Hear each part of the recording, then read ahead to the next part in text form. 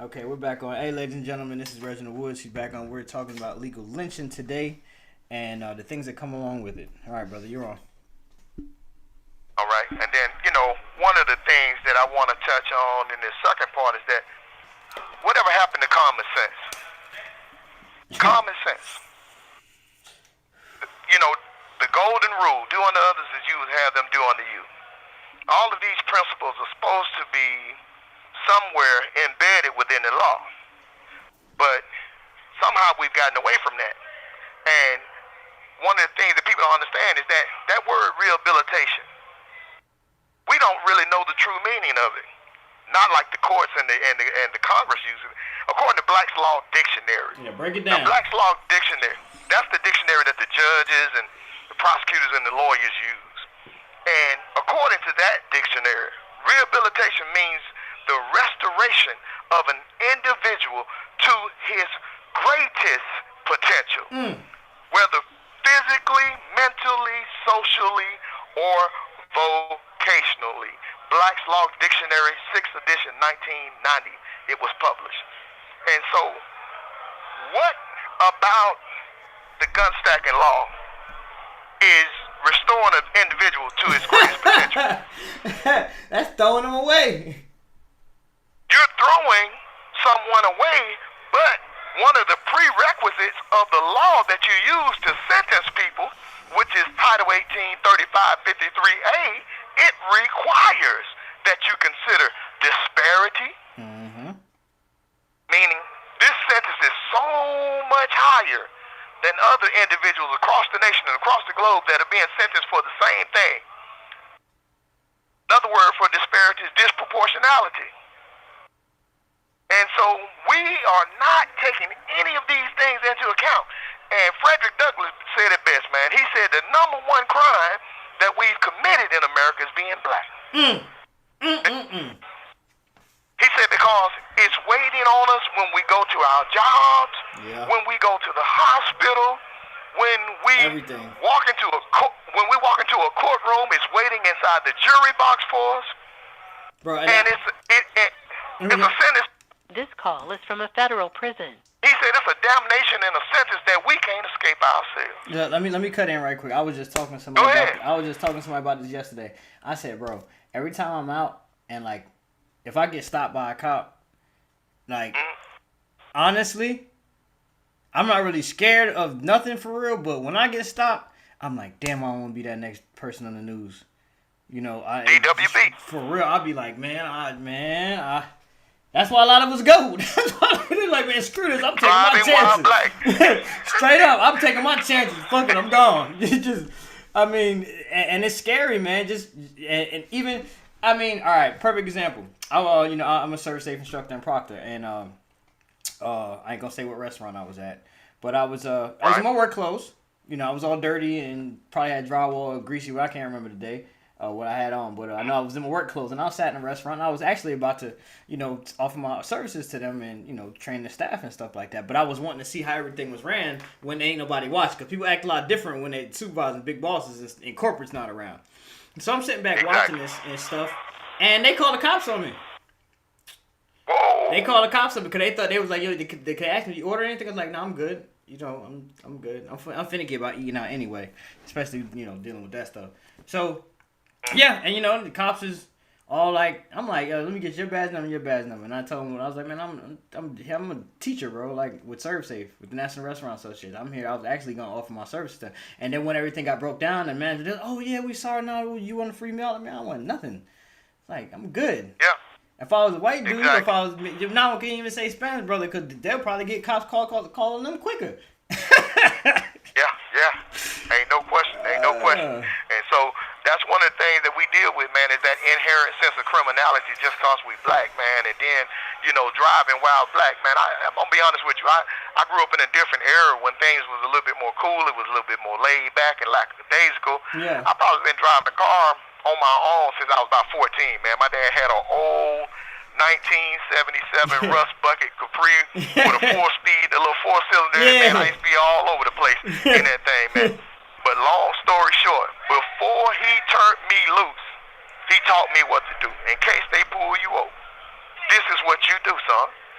I was taught to roll that window down, put both my hands outside that window, and don't you put them inside that window until that man tell you to.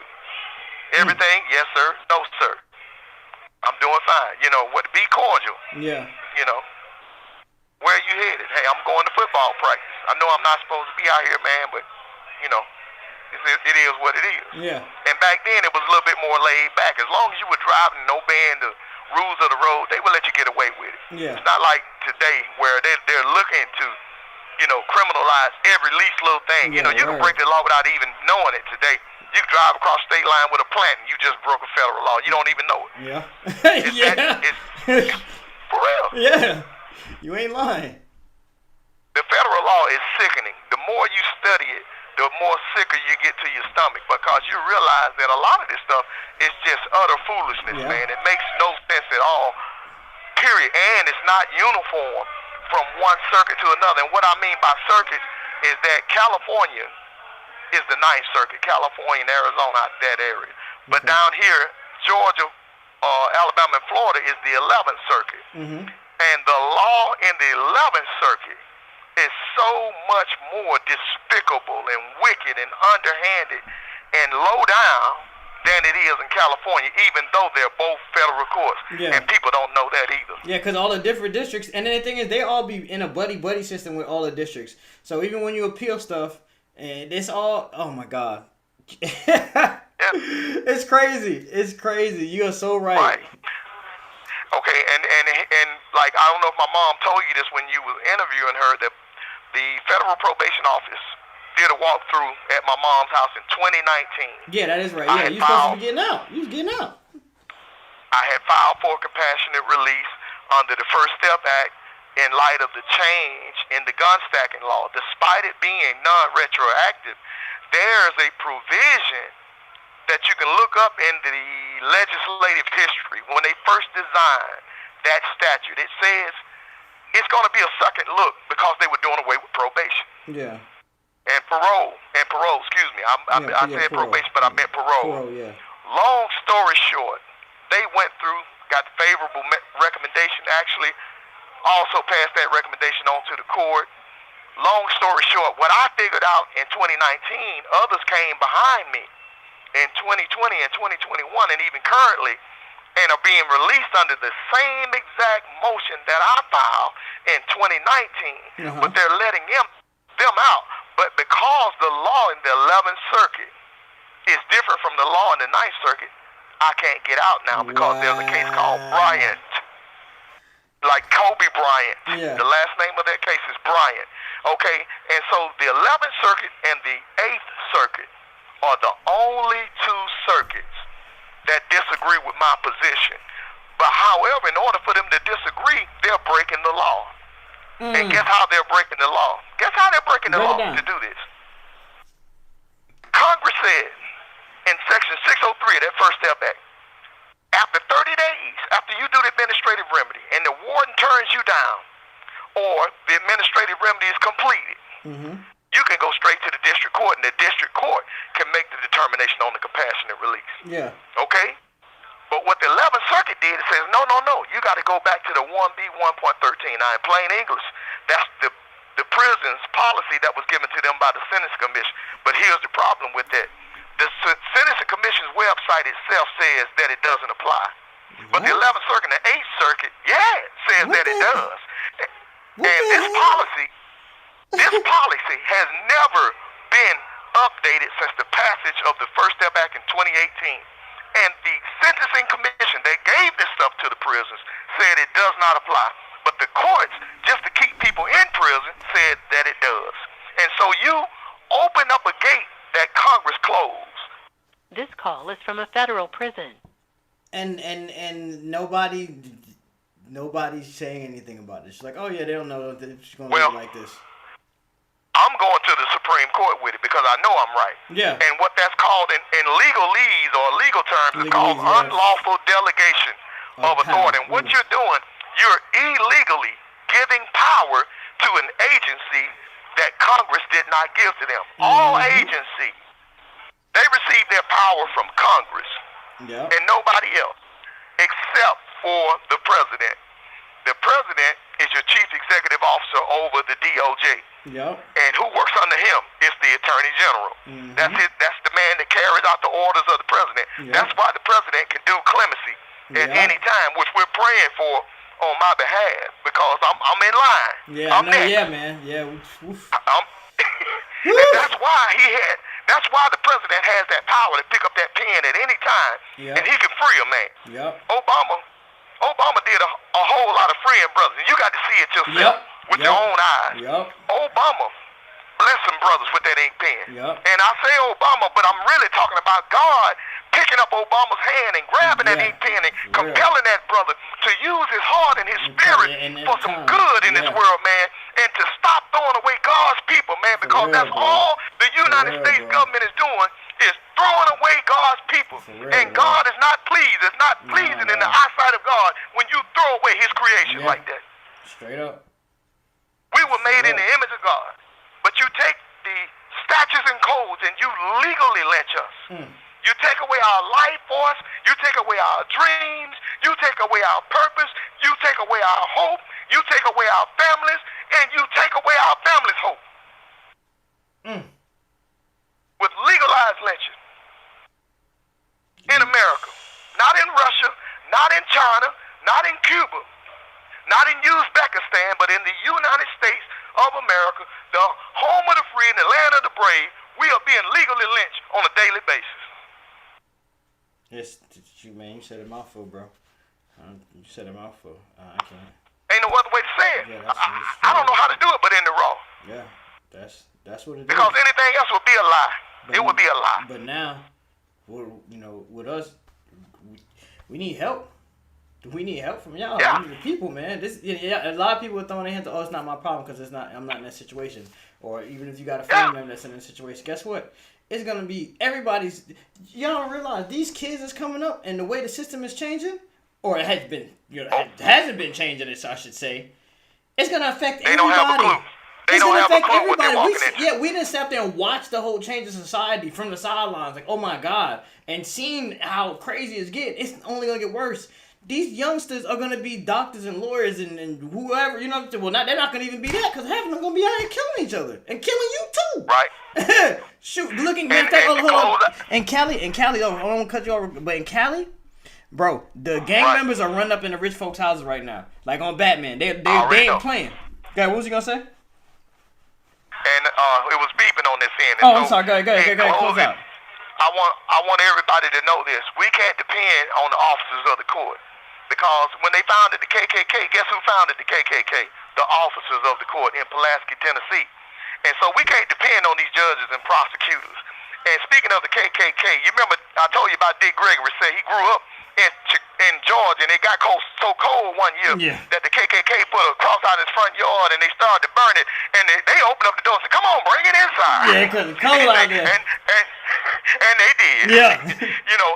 And so we need to bring that help inside. We need to bring all of our structure and all of our sources together and get privately funded with this criminal justice reform, man. I see everybody at the Freedom. Got cut off. He was saying the Freedom Fest was there's going to be a Freedom Fest downtown Atlanta. Anybody's in the Georgia area, even if you're in Alabama, we encourage you to come on out to the Freedom Fest. It's going to be in July. I don't know the exact date. I need to get all the specifics and stuff like that. But we're really pushing this, man. The 924C stacking, bringing back parole, things, other programs to help with the teens and stuff like that. And this is all under the First Step Act. I went to try to start a program called a PAC program back there, and it's under the program statement. I'll pull it up, a policy statement with the BOP, the inmates are allowed to come together and bring, programs as long as it's going to benefit the overall atmosphere of the institution that we're at. And that's what we was trying to do. Me, Reggie, everybody that was like going to be the leaders of this program had pretty much specialized in whatever field that they was dealing with. And music, the stock market, the banking situation, the money management, serve safe with me, brother Rubiz with Toastmasters, which is I don't know, it grew pretty big in the federal system. It teaches you how to speak properly, and it does public speaking. Now I'm thinking about, I'm starting to stutter and like not saying and all type of, every time you say that they ring a bell, and and it would be something to get you into and when you come into professional field and you don't want your past and the way that you carry and the way that you speak affect you not getting opportunities. So while you're there, you're going to be in prison for a long time, because if you're in federal prison, you're going to be there for a long time. So, and, you know, kind of help you in society. They shot it down the whole program, everything that I proposed to them, they shot it all down. And that's it right then and there. I'll show you all the emails and all that stuff like that, man. Them people blew me off. And then when I went to Mainline on Burger Wednesday, that's like a freaking national burger day throughout the BOP. I don't care where you at. Wednesday, you getting a hamburger. Or a veggie burger, if they nice. They wouldn't even look at me. They would not look at me. Wouldn't even look me in the face. I was like, y'all some shit. I said, y'all getting all this. And I worked in education. I was like, y'all getting all this goddamn government money. And y'all pocketing, y'all doing some underhand stuff. Because the damn show ain't going into what it's supposed to. Because when I started really looking up, you know, prices of the books and all this other stuff, I said, where's all this money going y'all getting? But that's a whole nother discussion. I'm not going to get to that. But I'm showing you how grimy these folks could be. So, I'm gonna go ahead and close out. Listen, man. Share these videos. The information I'm going to put down is in the description box. Stop just passing the video. Hit that description box. There's good information, even through my other ones. Go through that description box. The information that we're researching and basing it off of is this. And not only that, the law. This is, you can find this anywhere. You can Google it, whatever. You know, go to a library in your local town, to an actual law library or whatever college and stuff, and go into a law library and start asking questions. Ask some of the law students. And they'll show you how to navigate certain things, and y'all going to be surprised in the things that you find. And you're going to be like, damn, how come nobody talks about this? Because there's a lot of money at play, and there's a lot of lives. That's even more and more important. There's a lot of people sitting in a box, and people out here are getting rich off them. Anyway, this has been Injustice of America. I'm going to close out. Yeah, I'm going to keep this thing rolling, man. Thank you guys for all my subscribers and all your support. Peace.